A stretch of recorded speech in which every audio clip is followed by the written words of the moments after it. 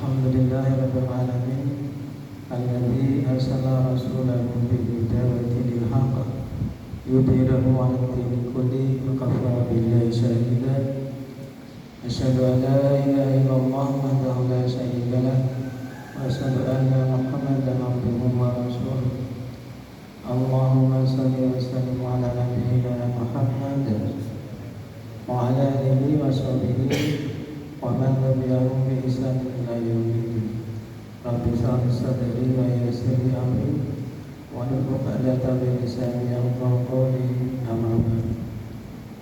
Bapak Ibu jamaah sekalian rahimakumullah, bersyukur kita pada Allah pada pagi ini kita masih diberi kesempatan oleh Allah untuk bisa melangkahkan ke masjid, bisa masuk secara berjamaah. Yang kedua, semoga salawat serta salam semoga selalu tercurahkan kepada junjungan kita Nabi Muhammad Sallallahu Alaihi Wasallam beserta keluarga, para sahabat dan orang-orang yang biasa mengikuti sunnah beliau. Jamaah Allah, pada kesempatan hari ini kami ingin menyampaikan sebuah kisah. Semoga kita bisa mengambil hikmah dari kisah ini. Kisah antara seorang pejabat dan seorang nelayan. Kisah ini terjadi di negeri Baghdad, Irak.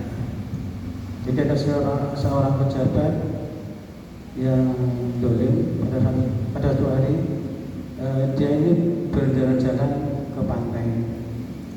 Di sana dia menemui dilihat seorang nelayan sedang menangkap ikan. Nah, pejabat ini melihat ikan ini, dia tertarik. Kemudian dia meminta kepada nelayan ini ikan itu, tapi tidak dengan membayar, tapi dengan secara paksa. Karena ini adalah pejabat yang dolim, maka dia mengambil ikan itu secara paksa. Dan nelayan ini tidak bisa apa-apa kecuali menyerahkan ikannya. Nah, ikan ini sudah mati ketika dibawa oleh pejabat ini di tengah jalan. Ternyata ikan ini hidup lagi, kemudian menggigit jari pejabat tadi. Dan gigitan ikan ini sangat kuat sekali. Sampai di rumah itu tidak bisa dilepaskan kecuali dia memotong kepala ikannya. Ada potong ikan, kepala ikan dipotong, kemudian dagingnya dimasak oleh pejabat lagi. Nah, setelah dimakan ikan ini, keesokan harinya ternyata bekas gigitan ikan tadi itu menyebabkan jari pejabat tadi itu menjadi busuk.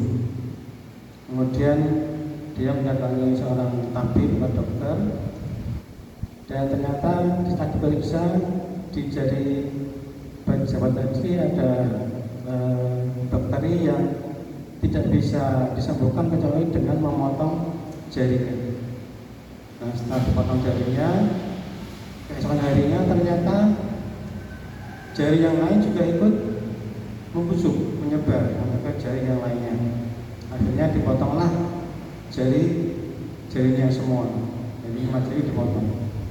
Sampai akhirnya lengan dipotong, sampai lengannya separuh dipotong. Kemudian pejabat ini kemudian mendatangi seorang alim ulama untuk menanyakan bagaimana solusinya. Nah, ketika diserahkan pada ulama tadi, ulama tadi menyatakan bahwa seharusnya kamu meminta maaf kepada nelayan tadi. Maka carilah nelayan tadi, kamu harus meminta kehalalan ikan yang kamu makan. Maka si pejabat tadi mencari nelayan yang di dolimi tadi di daerah negeri. Kemudian ditemukanlah nelayan tadi di sebuah pasar sedang menjual ikan.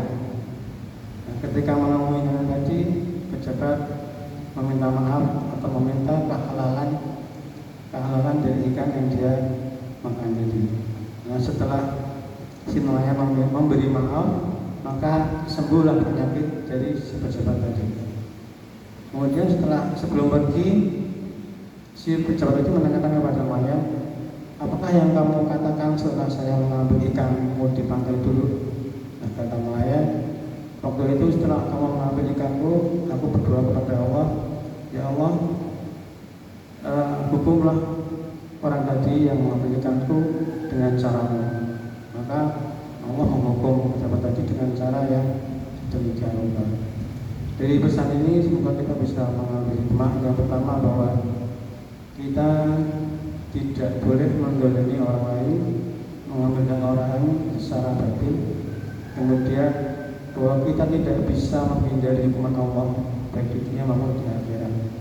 Yang ketiga, bahwasanya ketika kita membuat kesalahan kepada orang lain, seyogyanya kita untuk meminta maaf agar urusan kita selesai. Mungkin itu yang bisa saya sampaikan. Semoga bermanfaat. Assalamualaikum warahmatullahi wabarakatuh.